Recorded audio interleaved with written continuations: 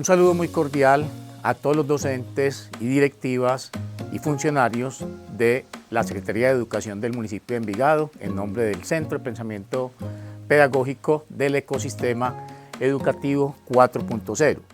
El día de hoy voy a compartir con ustedes una reflexión para que sirva de pie para esta jornada de Semana Santa. Cuando hablamos del Ecosistema Educativo 4.0, viene a nuestra mente la idea de que siempre hay un sistema ecológico en la medida en que esté presente un ser vivo. El sistema ecológico de un ser vivo constituye el nicho que hace que él pueda conservar su estructura autopoyética, configura con él la unidad ecológica organismo-nicho. Con eso estamos evocando la idea de que en el ecosistema educativo 4.0 tenemos siempre viva la conciencia de que los seres humanos somos antes que nada seres vivos, seres biológicos que hacemos nuestro vivir en la cultura, en primer lugar.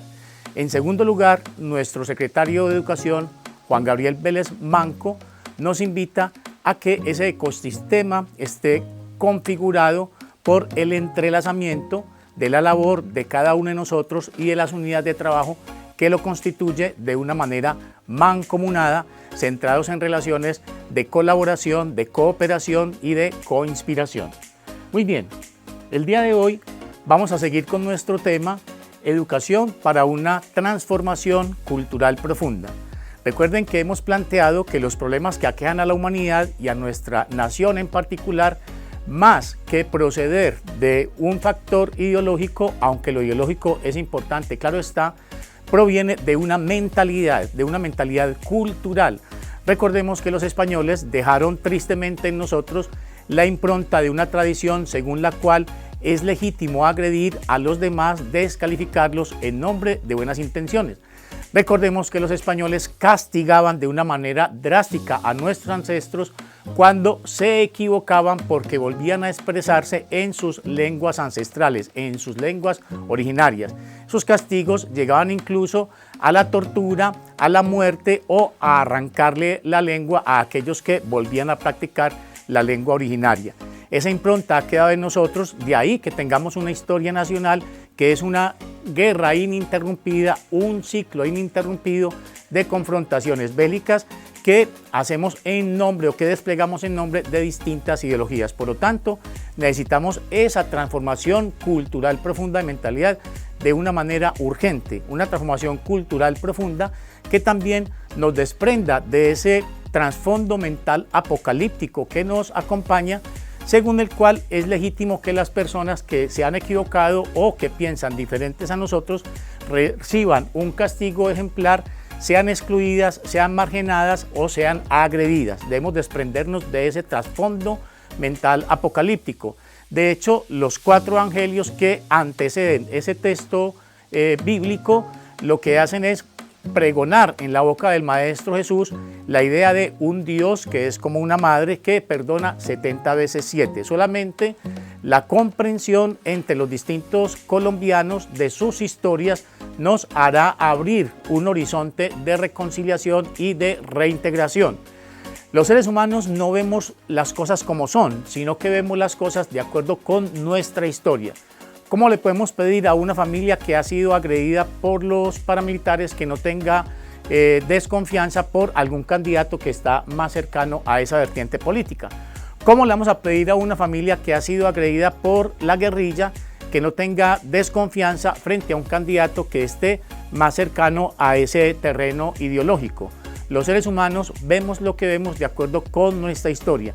Entonces espero que estas palabras reflexivas nos sirvan para que cada uno continúe ese proceso de transformación cultural que es necesario que promovamos en cada una de nuestras instancias, en nuestros hogares, en nuestras aulas de clase, en nuestra municipalidad, para que podamos hacerle también ese aporte significativo al departamento de Antioquia y a la nación en general.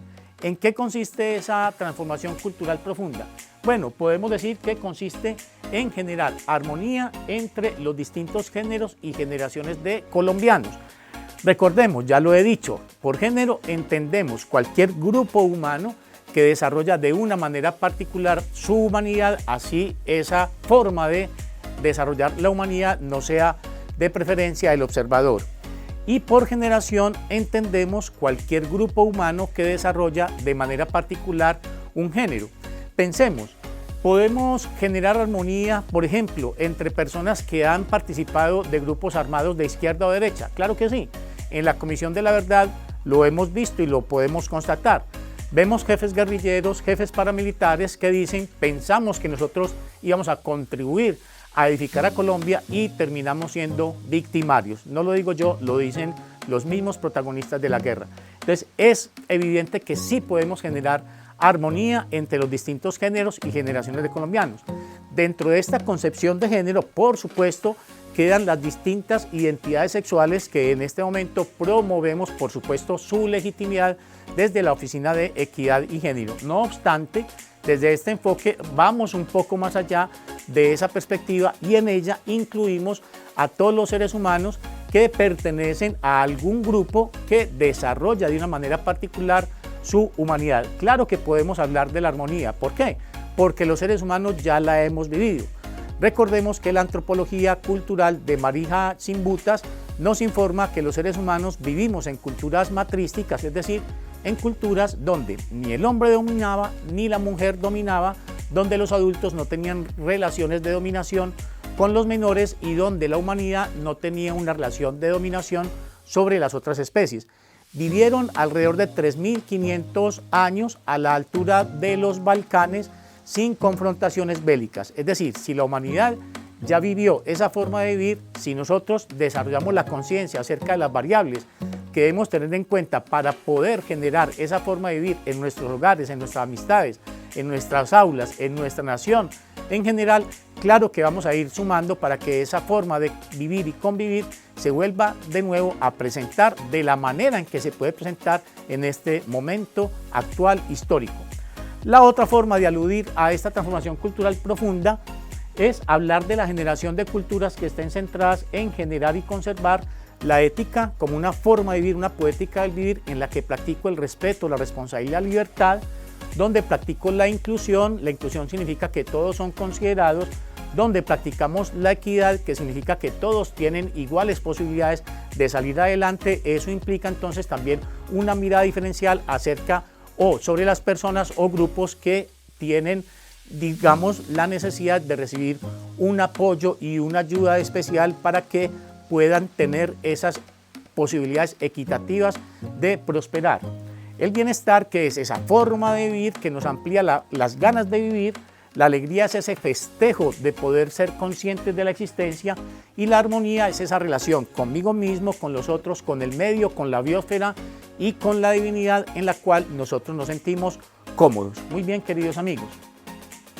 Entonces el día de hoy vamos a reflexionar sobre la formación integral desde una mirada sistémica y una mirada multidimensional. Aclaro que no estoy hablando desde el lugar de la verdad, estoy compartiendo una reflexión y todo aquello que yo diga estoy dispuesto a volverlo a revisar para poder determinar si sigo afirmando lo que acabo de decir o si ello merece algún ajuste o alguna rectificación. Entonces es una reflexión sobre la formación integral desde una mirada sistémica. ¿Qué entendemos por un sistema? Cada que dos elementos comienzan a sostener una determinada relación entre ellos, configuran un sistema. Cuando nosotros queremos comprender sistémicamente una unidad determinada, ejercemos una mirada sistémica.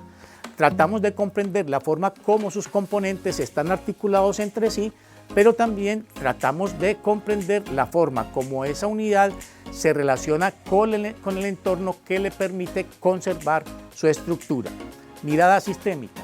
Mirada multidimensional tiene que ver con el hecho de reconocer que los seres humanos somos multidimensionales, que somos seres que habitamos distintas dimensiones, todas desde nuestra biología, desde nuestra corporalidad. Vivimos tantas dimensiones como las que nosotros generamos con nuestro vivir. Podemos hablar de una dimensión corporal, de una dimensión mental, de una dimensión espiritual, pero podemos hablar de cada uno de los ámbitos que nosotros desarrollamos en nuestro convivir con una forma de hacer y de comportarnos y de relacionarnos específica que da origen a los mundos que vivimos habitándolos. Muy bien, entonces El día de hoy quiero hablar de lo estético, lo epistémico y lo ético como dimensiones fundamentales que deben ser consideradas en cada acto educativo para que ese acto educativo pueda portar el sello de una formación integral.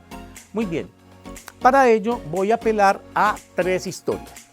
En relación con lo estético, quiero traer a colación un relato que nos narra Federico Nietzsche en uno de los textos llamado Sus intempestivas, específicamente en un texto llamado Schopenhauer Educador. Muy bien, en este texto Federico Nietzsche, podemos pasar, en este texto Federico Nietzsche, aquí tenemos la imagen de un viajero, pero también tenemos la imagen de una viajera, dejemos ahí. En este texto Federico Nietzsche nos relata la historia de un viajero, puede ser una viajera, es indistinto, que tiene una inquietud acerca de un aspecto de la condición humana.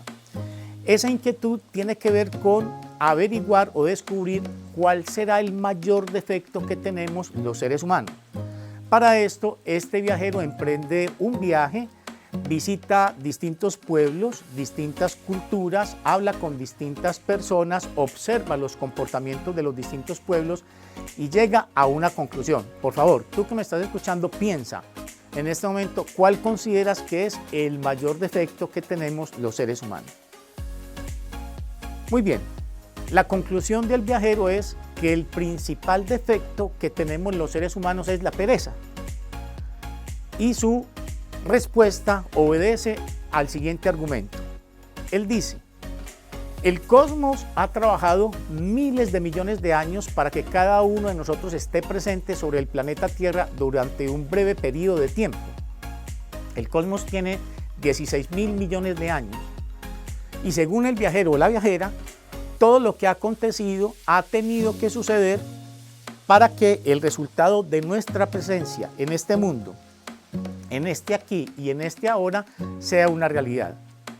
A renglón seguido dice: frente a ese esfuerzo descomunal del cosmos y del universo, los seres humanos deberíamos responder haciendo una vida singular, encontrando la mejor versión de nosotros mismos. Pero dice, la pereza hace que dejemos de cultivar esos aspectos que nos hacen vibrar, esos aspectos que nos hacen brillar, esos aspectos que nos hacen singulares, esos aspectos que solo pueden brotar si nos entregamos a esas pasiones, a esas inclinaciones constructivas que cada uno de nosotros encuentra en sí mismo. Pero dice, la pereza nos hace darnos la espalda a nosotros mismos, abrigarnos en el manto de la masa y acoger la vida que en este caso, por ejemplo, una sociedad de consumo nos entrega. Muy bien, en ese sentido podemos decir que el vivir es una obra de arte cuyo artista somos cada uno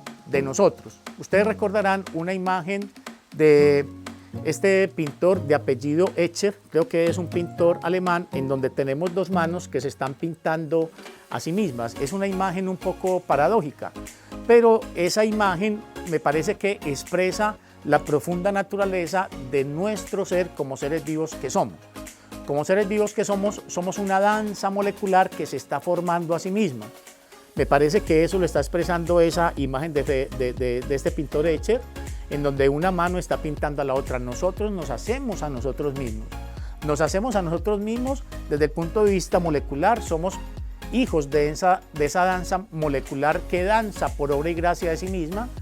Y al mismo tiempo nuestra vida, nuestra biografía, es el fruto de la forma como nosotros vivimos. Entonces, esa obra de arte que somos nosotros mismos, podemos pasar, es el fruto de nuestra manera de vivir. Las pinceladas de nuestro vivir son las emociones, son los sentires, son los deseos, son las preferencias, las acciones y reacciones que nosotros cultivamos con nuestra forma de vivir. ¿Por qué? Son fruto de nuestras emociones, porque las emociones son formas de conducta. Eso es lo que nosotros vemos cuando queremos determinar la emoción de un ser querido o de un animal. Vemos de qué manera se está comportando. Y de acuerdo con esa manera que se está comportando, nosotros sabemos que puede realizar unas acciones determinadas y que otras no. Es decir, las emociones van determinando segundo a segundo el curso o la dirección que toma nuestro vivir. Los sentires son la contracara de las emociones. Las emociones las vemos en el otro y los sentires los experimenta el otro. Los deseos, las preferencias, que son la confluencia de esas emociones, configuran el curso, la dirección, el horizonte, el rumbo que nuestra vida va tomando segundo a segundo, porque determinan las acciones y las reacciones que nosotros realizamos. Cuando estamos acostumbrados a reaccionar desde cualquier emoción, por ejemplo, desde la emoción de la rabia, del enojo, generalmente no hacemos la mejor elección. ¿Cuántas veces nos hemos dado cuenta de que hemos reaccionado desde una rabia y hemos dicho cosas ofensivas que una vez pasa esa emoción consideramos que no son justas, que no las debimos haber pronunciado? Muy bien, pasemos a la siguiente dimensión propia de una formación integral. Pasemos a lo epistémico. Lo epistémico tiene que ver con el conocimiento, tiene que ver con el saber hacer, tiene que ver con el pensamiento lineal causal, que es una forma de pensamiento manipulativo que tiene que ver con las concatenaciones de los procesos que nos circundan y con la posibilidad de incidir en ellos para que ocurra lo que nosotros deseamos que pase.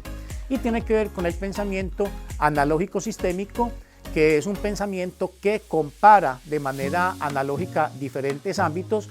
Este pensamiento no nos permite transformar la realidad, pero sí nos permite ampliar el entendimiento para alcanzar la comprensión. Entonces, lo epistémico tiene que ver básicamente con esas dos formas de pensamiento para ilustrar su presencia en nuestra actuación como educadores desde la perspectiva de una formación integral. Quiero compartir con ustedes la historia del guerrero. Bueno, aquí tenemos la imagen de una guerrera, ¿cierto? Y acá tenemos la imagen de un guerrero. Bien, en esta historia nos situamos ante un joven o una chica que pertenece a una comunidad ancestral y que debe pasar por una serie de pruebas para que reconozca de su comunidad, para que pueda ser reconocida por su comunidad como una persona adulta, como un guerrero, como una guerrera. Pero antes de avanzar, quiero hacer la siguiente salvedad. Entendamos la figura del guerrero en esta historia relacionada con la cultura tolteca. Los guerreros para la cultura tolteca no son personas que se hayan preparado para ir a la guerra para exterminar a los adversarios. No, el guerrero en la cultura tolteca o la guerrera es un ser humano que es consciente de que la tarea más digna que tiene en este mundo es la de templar su espíritu. Y sabe que para templar su espíritu necesita transformarse. El guerrero es una persona que quiere hacerse responsable de su propio estado de ánimo. Es una persona que quiere configurar el estado de ánimo en el cual quiere vivir. El guerrero de la cultura tolteca o la guerrera es una persona que no se entrega a las afecciones tristes. Es una persona que vence las preocupaciones. Es una persona que no busca con ansiedad. Es una persona que no busca consuelo en nada ni en nadie. Es una persona que no se aferra a nada y es una persona que sabe que está solo en el mundo. Adicionalmente, es una persona que no se compadece a sí misma. Es una persona que no se atribuye una importancia personal por encima de la de los demás. Es un ser que ni se molesta, ni se enoja, ni se entristece cuando ve que los demás actúan con mala intención. Es una persona que no se culpabiliza, porque sabe que todas estas actuaciones, todas estas acciones y todos estos estados que acabo de mencionar nos restan energía, nos restan poder, nos restan brillo, nos restan armonía. En resumen, un guerrero o una guerrera es una persona que está templando su espíritu para que él habite en la emoción del amor. Y para eso es consciente de que debe transformar la percepción que tiene de sí mismo y debe transformar la percepción que tiene de los demás. Por ejemplo, cuando ve que alguien actúa con mala intención frente a sí mismo, ni se molesta, ni se entristece, ni se enoja y piensa que esa persona se comporta de esa manera porque todavía no ha aprendido. sabe que es una persona que tiene su camino, que tiene una batalla interna, que tiene algo que aprender. Algo muy parecido a lo que el Maestro Jesús dice en los Evangelios. Señor, perdónalos porque no saben lo que hacen. Es decir, un guerrero es un guerrero o una guerrera es una persona que está ampliando su entendimiento y su comprensión y tiene la capacidad de comprender y de aceptar el comportamiento de los demás. Eso sí, no se pone al alcance de las acciones de las otras personas que tienen una intención maléfica o destructiva frente a él. También es capaz de ponerse fuera del alcance de estas situaciones. Muy bien. Entonces, podemos pasar. Pensemos en la siguiente situación. La prueba que debe enfrentar esta persona que quiere ser reconocida como un guerrero o una guerrera en el sentido de forjar su espíritu para que él habite en la emoción del amar. Recordemos que la emoción del amar es una conducta que produce una acción particular. Cuando estamos fluyendo en ese dominio conductual, nosotros y los otros, y lo otro, lo que está aconteciendo, en palabras de Humberto Maturana, surgimos como seres válidos y legítimos en convivencia. La situación entonces que le plantean a este joven o a esta joven es que se encuentra ante dos puertas. Una de estas dos puertas conduce a la derrota. Él no sabe cuál. Y la otra puerta conduce a la victoria. Es una prueba que evalúa la sagacidad y la astucia de esta persona. Una puerta conduce a la victoria y la otra puerta conduce a la derrota. Cada puerta está custodiada por un guardián. Uno de ellos siempre dice la verdad, no se sabe cuál es cuál. No se sabe si el que dice la verdad está delante de la puerta que conduce a la derrota o al de la victoria, y lo mismo sucede con el otro. El otro siempre dice la mentira. Te resumo, una puerta conduce a la victoria, otra a la derrota, un guardián siempre dice la verdad y otro guardián siempre dice la mentira. La prueba consiste en que el guerrero o la guerrera debe tomar la decisión de por cuál camino seguir, por cuál puerta atravesar, después de formular una sola pregunta a uno solo de los guardianes. ¿Qué pregunta debe formular? Bien, es la prueba que te voy a dejar. Si no eres capaz de resolverla, te dejo para que la descubras conversando con tus colegas de tu colegio. Muy bien. En todo caso, existe una forma de preguntar que conduce a este aspirante a ser reconocido como guerrero o guerrera, a que la comunidad lo enaltezca. Una pregunta que le permite, sin lugar a dudas, alcanzar la victoria. Pues bien, es decir, esta prueba o este relato lo que quiere representar es que del saber vivir depende la conservación de nuestro vivir. Del saber vivir depende que nosotros también vayamos prefigurando ante nosotros un camino afortunado para nosotros mismos. Muchas veces no sabemos manejar situaciones y esa ignorancia hace que traiga malas consecuencias para nosotros mismos. Muy bien. Entonces, esta historia relacionada con el saber, lo que nos quiere indicar es que la sabiduría es el arte de saber vivir conservando o restituyendo la armonía con nosotros mismos. Muchas veces tenemos relaciones antagónicas con nosotros mismos. Recuerden que nosotros mismos nos tratamos a nosotros mismos. Nosotros mismos somos un yo y un mí. Yo me trato a mí mismo. Muchas veces somos exigentes con nosotros mismos. No somos condescendientes en el buen sentido de la palabra con nosotros mismos. No tenemos comprensión hacia nosotros mismos. La sabiduría nos lleva a restituir la armonía con nosotros mismos y también con los otros, con la biosfera, con la tierra, con el cosmos y con lo divino. Recordemos que lo divino lo podemos entender desde distintos ámbitos. Tenemos una experiencia espiritual cada que nosotros sentimos que pertenecemos o nos damos cuenta de que pertenecemos a un ámbito más amplio de aquel que reconocemos en el fluir de nuestra vida cotidiana. Recordemos que podemos tener experiencias espirituales con la naturaleza, con los animales, con el cosmos, con los ángeles, con la divinidad.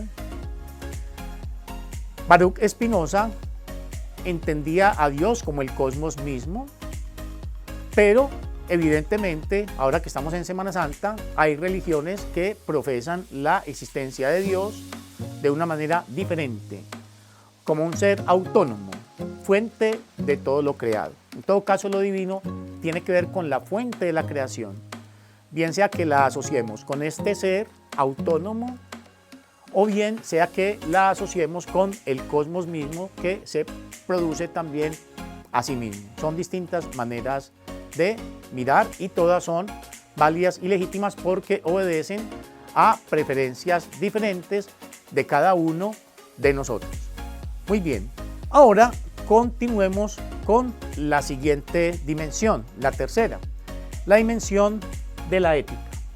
Para ello voy a retomar una historia de Protágoras, un sofista de la antigüedad. Recordemos que los sofistas eran pensadores muy agudos con un gran manejo de la retórica, tenían una gran capacidad de convencimiento, descubrían situaciones paradójicas. Recordemos la carrera entre Aquiles y la tortuga. Aquiles le da una ventaja a la tortuga y en cada unidad de tiempo va reduciendo la distancia a la mitad.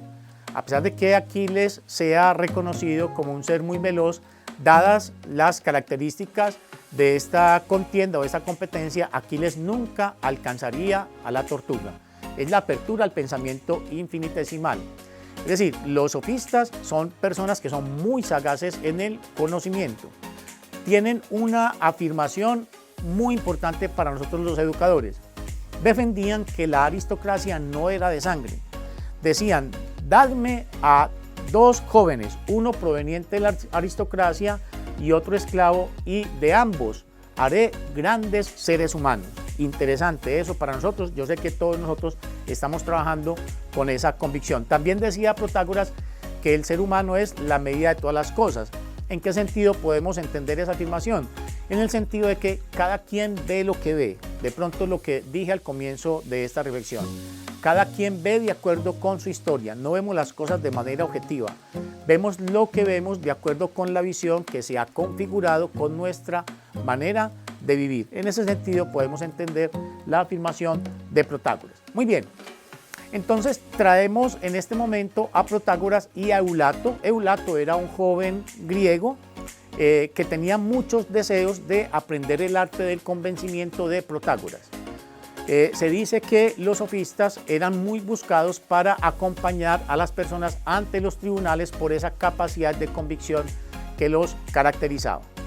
Eulato le hace una propuesta al maestro Protágoras y le dice: maestro, quiero aprender el arte de la retórica de tu parte, pero en realidad no tengo con qué pagarte la enseñanza. Te hago una propuesta, que tú me enseñes. Una vez yo aprenda este arte, inmediatamente me voy a dirigir ante los tribunales. Cuando yo gane mi primer caso, inmediatamente te voy a pagar. Protágoras accedió, le enseñó el arte de la retórica a Eulato. Terminó la enseñanza.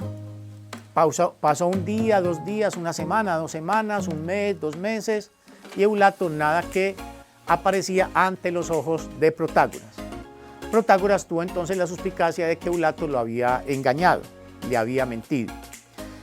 Para ello, Protágoras, un hombre muy inteligente, se dirigió ante los estrados judiciales. Preguntó si Eulato había ido a buscar algún caso.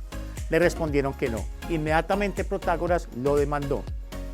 Cuando Eulato asistió al juicio, al cual fue notificado para que compareciera, se encontró con el maestro. Eulato le dijo al maestro: maestro, gusto en verte, gusto en saludarte. De todas maneras, quiero que sepas que sea cual sea el veredicto del día de hoy, no tengo que pagarte. Le pregunta Protágoras: ¿y por qué? Maestro, si yo gano el día de hoy, el juez me está exonerando de que yo tuviera que pagar. Pero si tú ganas, yo pierdo, y entonces no se estaría cumpliendo la condición que yo puse para pagarte, que solamente te pagaría cuando ganara el primer caso. El argumento de Eulato. Ante esta propuesta de Eulato, Protágoras le dijo: Eulato, considero que es todo lo contrario. El día de hoy tienes que pagarme, sea cual sea el veredicto del juez. Si el juez me da la razón a mí, me tienes que pagar, pero si te da la razón a ti, tú ya habrás ganado el primer caso y se estará cumpliendo la condición que tú colocaste para que me pagaras. Muy bien, querido escucha, piensa en este momento acerca de esta situación. ¿Quién tiene la razón para ti? Conversa con tus compañeros, con tus parientes acerca de esta historia.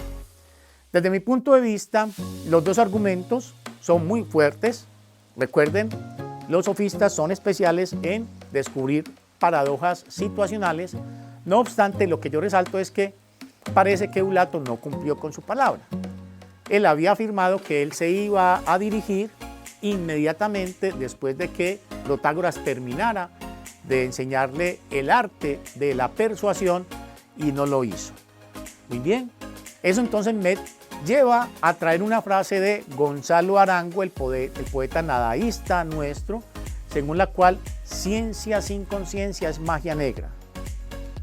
El saber sin ética, sin honestidad, puede ser algo parecido a una capacidad destructiva, a un arte destructivo puesto al servicio de las intenciones más pérfidas del ser humano. Por eso sabemos que la ciencia no es ni buena ni mala. La ciencia simplemente se preocupa de proponer explicaciones a los fenómenos. En donde aparece la maldad o la mala intención o la buena intención del ser humano en el uso de los descubrimientos de la ciencia, en la tecnología. ¿Para qué vamos a aprovechar los recursos que la ciencia nos abre como posibilidad de creación de nuevos mundos? Muy bien. Entonces, recordemos que lo ético es un discurso devaluado en nuestro medio, pero que es estratégicamente conveniente enunciar. Pero la ética no es eso. La ética no es un discurso. La ética no es una herramienta para yo proclamarme como persona buena. De hecho, el calificativo de bueno o malo es más propio de la moral. La ética no es un discurso. La ética es una forma de comportarme, es una forma de conducta, es una forma de relacionarme conmigo mismo, con los demás y con el medio ambiente en general. Nosotros no calificamos el comportamiento de una persona por lo que dice, sino por lo que hace. Desde ese punto de vista, la ética, recuerden siempre, me gusta mucho reiterar esta fórmula, la ética es una poética del vivir, es una forma de componer mi vida, la poética es una forma de componer obras de arte. Como ya lo vimos, los seres humanos componemos nuestra vida como una obra de arte. En ese sentido, la ética es el arte y la ciencia de vivir generando bienestar multidimensional. Noten que no estoy hablando de ser bueno. Estoy hablando de que la ética es el arte de generar bienestar multidimensional en todas las dimensiones que abrimos con nuestro vivir. En la dimensión corporal, mental y espiritual. Practicando el respeto, la responsabilidad y la libertad. El respeto tampoco es una palabra, el respeto es una actitud. Es la capacidad de ver al otro como una persona válida y legítima en sí misma. Es decir, el respeto como valor es la contracara de la emoción del amor. La responsabilidad es la capacidad de responder por mis actos, hacer lo que digo, responder por las consecuencias negativas de lo que yo realizo sobre otra persona, sean esas acciones realizadas de manera consciente o inconsciente, pero esa es la responsabilidad. Y la libertad es la capacidad de elegir desde mí mismo, desde mi sentir, desde mi criterio, entre distintas opciones y después ratificar o rectificar lo elegido. Pero notemos, todos esos comportamientos solo surgen desde la emoción del amar. Yo solo soy capaz de ejercer la libertad si yo me amo a mí mismo, si yo me valido a mí mismo. Solamente soy capaz de ser responsable frente a las consecuencias de mis acciones sobre los demás si ese otro es importante para mí. Y solamente soy capaz de respetar si siento que yo soy una persona válida, solamente me respeto si me siento una persona válida y solamente respeto al otro si es una persona válida. En Colombia hablamos mucho de respeto, pero vemos en las redes las contiendas ideológicas y políticas que en este momento se están desplegando y vemos las personas muy dispuestas simplemente a ridiculizar, a caricaturizar, a devaluar y a denigrar al otro. Ninguna de esas acciones son argumentos. Si nosotros nos logramos situar efectivamente en el respeto, y para ello es importante instalarnos en la emoción del amar, es decir, sentir que uno es válido y que el otro es válido, reconocer que cada uno ve lo que ve por una historia, solamente en ese momento tendremos conversaciones centradas en los argumentos. Para eso ustedes saben que invito mucho al sentimiento de la benevolencia. Tener un espacio en nuestro corazón desde el cual sintamos el deseo de que a todos los colombianos en últimas nos vaya bien humanamente hablando. Colombia debe llegar a la reconciliación y la reconciliación solamente se desprende del entendimiento y de la comprensión de lo que cada uno ha vivido. Muy bien, entonces, desde ese punto de vista, promover una formación integral significa ser muy conscientes de estas tres dimensiones que acabo de recrear con estas historias. Espero que les haya gustado. Y ello nos conduce entonces a que seamos muy conscientes de que cada intervención nuestra esté enseñando la estética. La estética tiene que ver con el gusto, con el agrado, tiene que ver con lo que nos conmueve, tiene que ver con lo majestuoso. Enseñar la estética del vivir con ética los conocimientos que hemos adquirido. Me parece que esta proposición está condensando el propósito de una formación integral. Los seres humanos tenemos la posibilidad de generar en lo fundamental dos tipos de cultura. Una cultura que ya he descrito, las culturas matrísticas, en donde hombres y mujeres vivían centrados en relaciones de colaboración, sin dominio sobre la naturaleza, en relación con una divinidad que no castigaba, no demandaba obediencia y no imponía ningún tipo de privaciones. Las privaciones surgían simplemente del deseo de conservar la armonía espontánea del vivir. Y tenemos la posibilidad de generar culturas matriarcales, que son culturas o donde el hombre domina, donde la mujer domina, que en última son las responsables de que se generen situaciones hostiles, situaciones beligerantes y situaciones bélicas.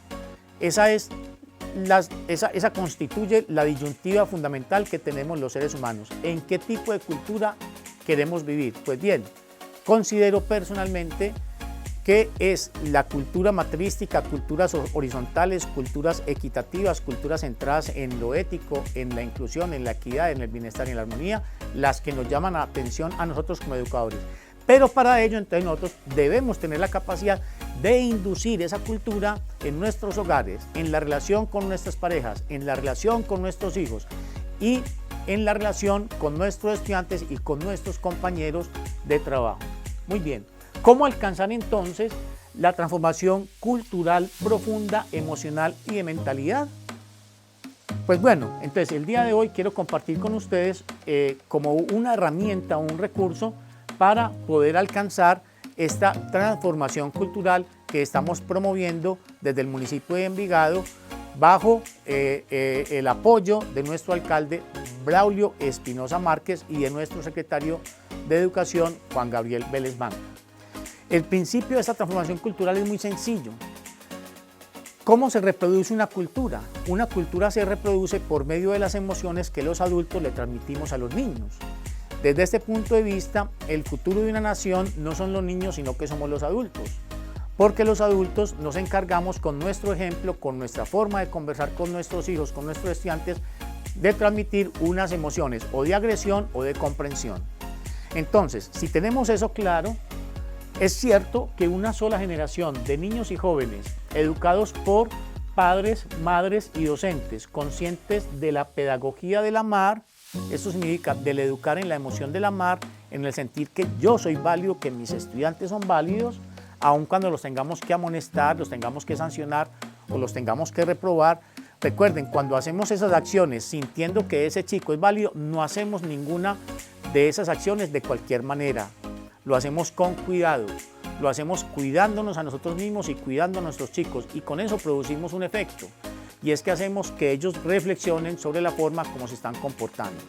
De nuevo, una sola generación de niños y jóvenes educados por madres, padres y docentes conscientes de la pedagogía del amar cambiará el curso de la sociedad colombiana mediante el paso del cultivo de una cultura de la agresión al cultivo de una cultura centrada en el respeto y la colaboración, pero no en el discurso, sino en la cotidianidad del vivir. Muy bien.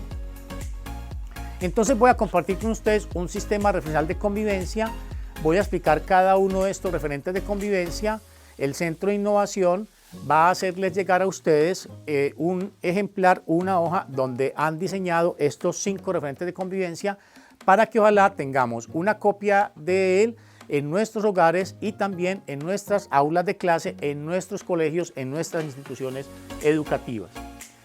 Necesitamos referentes para convivir. Necesitamos algo que nos ayude para orientar nuestro vivir hacia esa forma de vivir. Algún día, sirviendo una conferencia con un grupo de personas de la cooperativa preambiental, un señor se puso de pie y me dijo: profe, a mí me encanta esa forma de vivir matrística que tú nos estás proponiendo, pero realmente yo no sé cómo hacerlo. Mire qué tan interesante. Por eso nosotros no podemos culpar a nuestros padres, a nuestros profesores, si han tenido comportamientos en algún momento agresivos o de negación frente a nosotros, porque ellos son hijos de esta cultura.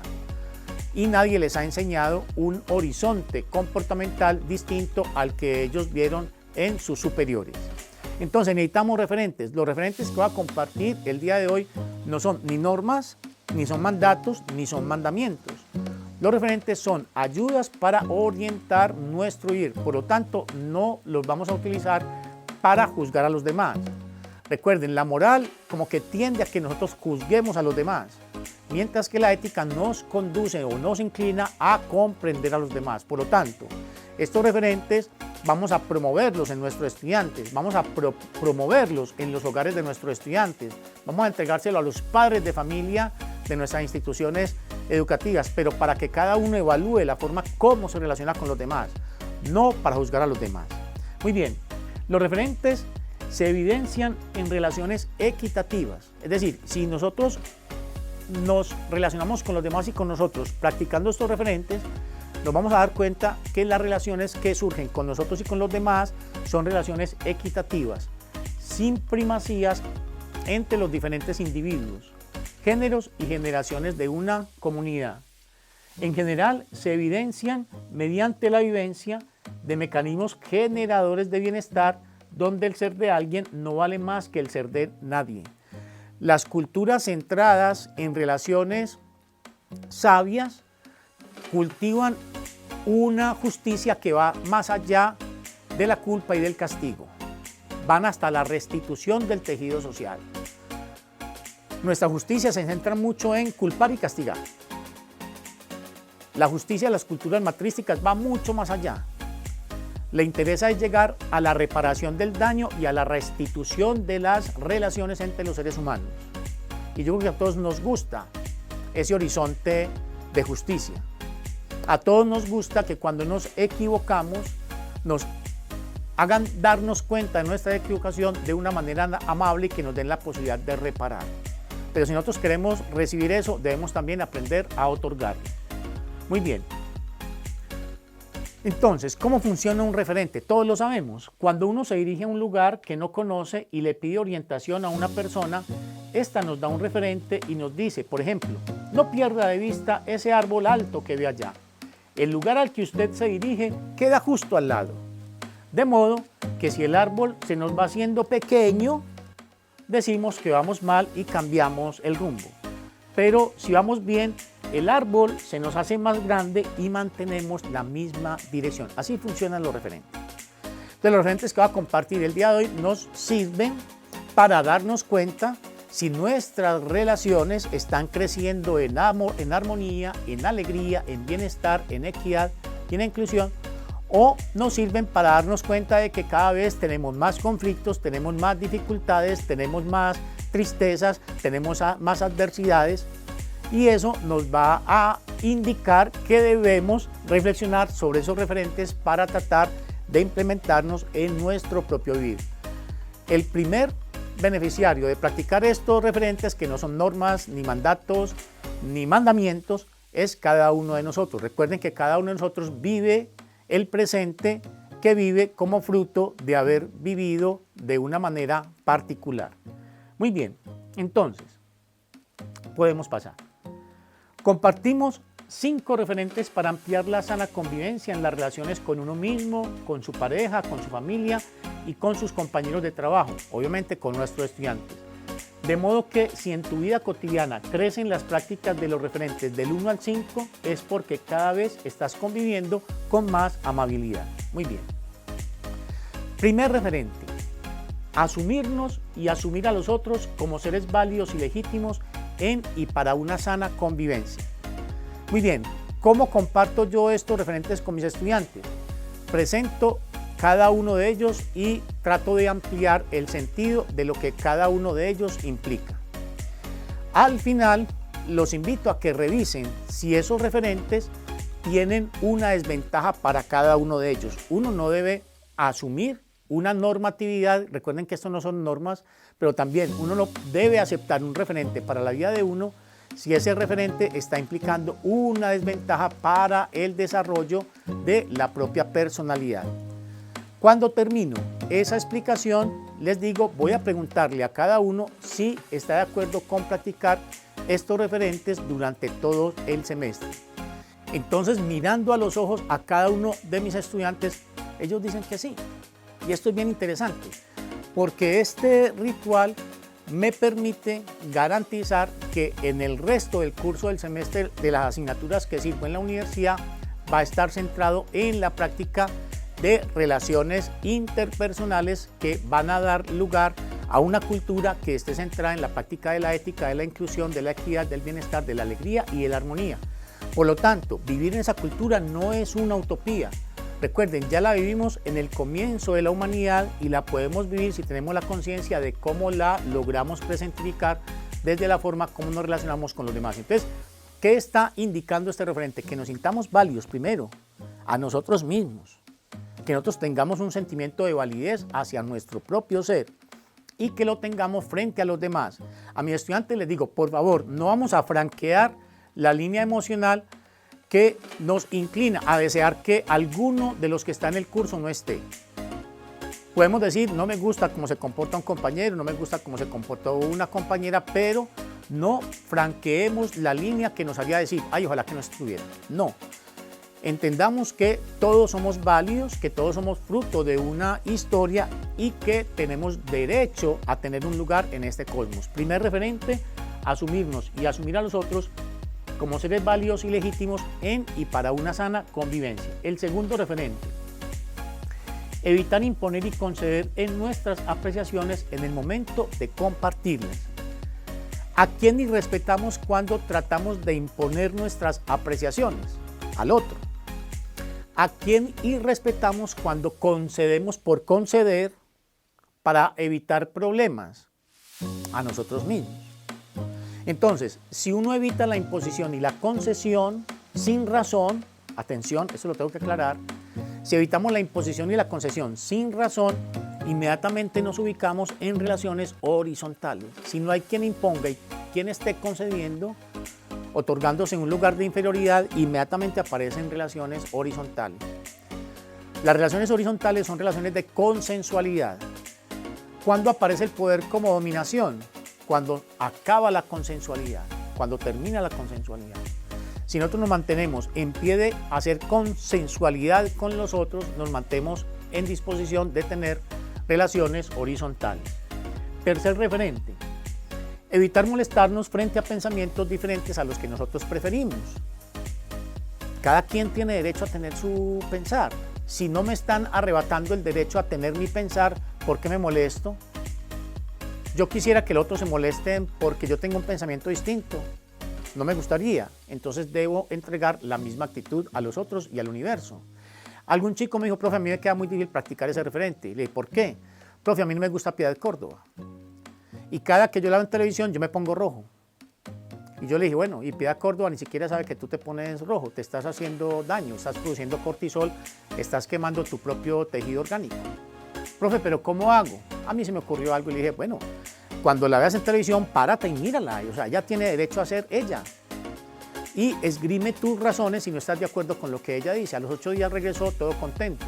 Me dijo, profe, súper bien, ya no me pongo rojo. Yo, excelente, te has dado un regalo, has instalado en ti una emoción de amor hacia ti mismo y también de aceptación a Piedad Córdoba. Me dijo, profe, y tengo argumentos frente a todo lo que ella dice. Bueno, eso está muy bien. Recuerden que los docentes tenemos una labor, me parece a mí, en el ejercicio de nuestra práctica educativa. Creo que no estamos invitados a hacer proselitismo político, de ningún lado. ¿Por qué? Porque tenemos estudiantes proclives a distintas preferencias ideológicas porque pertenecen a familias que tienen distintas preferencias ideológicas porque tienen distintas historias. Y eso debemos respetarlo. Lo que yo sí considero que debemos hacer es una pedagogía política. Y que los estudiantes que tengamos en nuestras aulas de clase, sean cual sean sus preferencias, se vuelvan más humanos, más respetuosos del uno y del otro. Muy bien. El cuarto referente es evitar sancionar las equivocaciones propias y ajenas como si fueran mentiras y hacerse responsable de reparar los daños ocasionados. En nuestra cultura confundimos las mentiras con las equivocaciones. Pero los niños que son doctores en el amor saben que las mentiras y las equivocaciones son cosas completamente diferentes. No hay mayor indignación que la de un niño cuando ve que los adultos le castigan una equivocación. El niño, en el más profundo de su ser, sabe la injusticia del adulto. ¿Cómo me castiga sabiendo que yo no hice esto con intención? Fue una equivocación. Pero nosotros ingresamos a esta cultura matriarcal-patriarcal y aprendemos a castigar las equivocaciones de los otros y también las de nosotros. Una equivocación es un acto inconsciente, no es un acto premeditado, es un acto inocente. Una mentira, por el contrario, es un acto intencional, es un acto premeditado y es un acto consciente. La mentira merece una reconvención, no decir un castigo, una reconvención. Recuerden que es muy importante hablarle a los otros como nosotros queremos que nos hablen a nosotros. Allá tenemos que llegar los colombianos.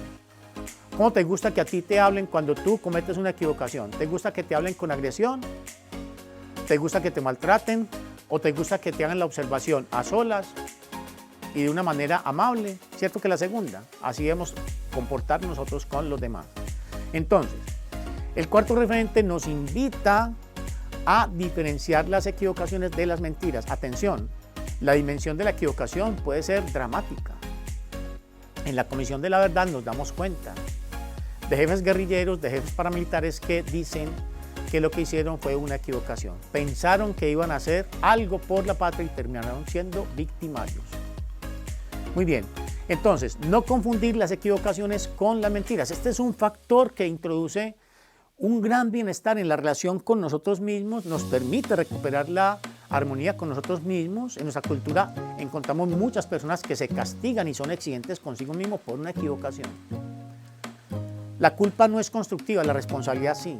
Frente a equivocaciones que hayamos cometido en nuestra vida, la invitación que hacemos desde esta reflexión del ecosistema educativo 4.0 es a hacernos responsables, pero no a culpabilizarnos.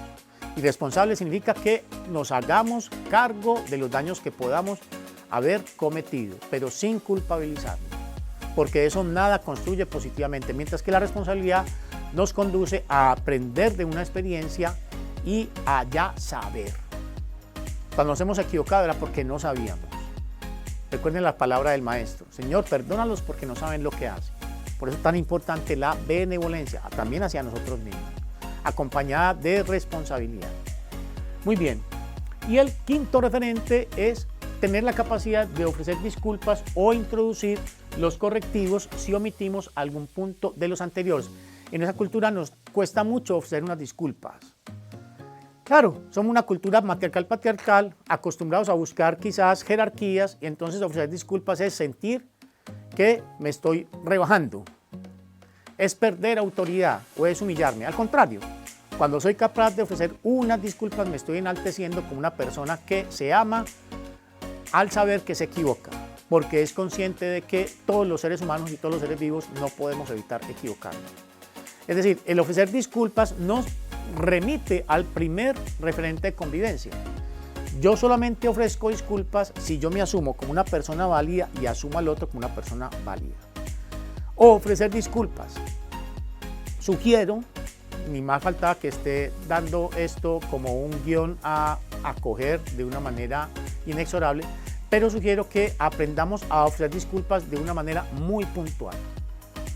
Ofrecer disculpas significa decirle al otro, mira, me di cuenta que te molesté, que te irrespeté, quiero que sepas que yo no quiero producir eso en ti, te ofrezco disculpas. Y dejar al otro en la libertad de aceptar las disculpas o no. Muchas personas se equivocan porque ofrecen disculpas, no se las aceptan porque la persona ofendida está muy molesta y vuelven a ofender de nuevo a la persona, es decir, la revictimizan. Se ofrece disculpas y se deja al otro en la libertad de aceptarlas o no. Me sucedió en un aula de clase. Un estudiante se descompuso, teníamos alguna reflexión y empezó a gritar a los demás compañeros. Yo lo reconvine, le dije, por favor, compórtate, estamos en el aula de clase. Él siguió con unas expresiones, con una voz altisonante, muy agresivo, por favor, compórtate. Siguió hasta que le dije, te va a tener que hacer una sanción disciplinaria, discúlpame, así como le estoy diciendo a ustedes.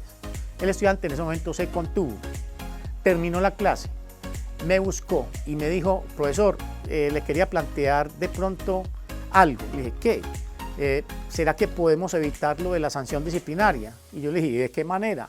Y me dijo, profe, aplicando el quinto referente. Yo le dije, me parece muy bien. Pero entonces debes ofrecer disculpas a los compañeros en la próxima clase. Me dijo, así va a ser, profesor. La próxima clase, antes de comenzar mi exposición, pidió la palabra, se puso de pie, le dijo, compañeros, discúlpenme, me salí de casillas, lo que pasa es que tuve esta y esta experiencia en mi familia y a mí me hace muy susceptible a lo que estamos hablando, pero ello no justifica que me haya comportado de esa manera. Profesor, también te pido disculpas. El otro muchacho inmediatamente, no, está bien, yo le dije, también, está muy bien, se sentó y continuamos la clase.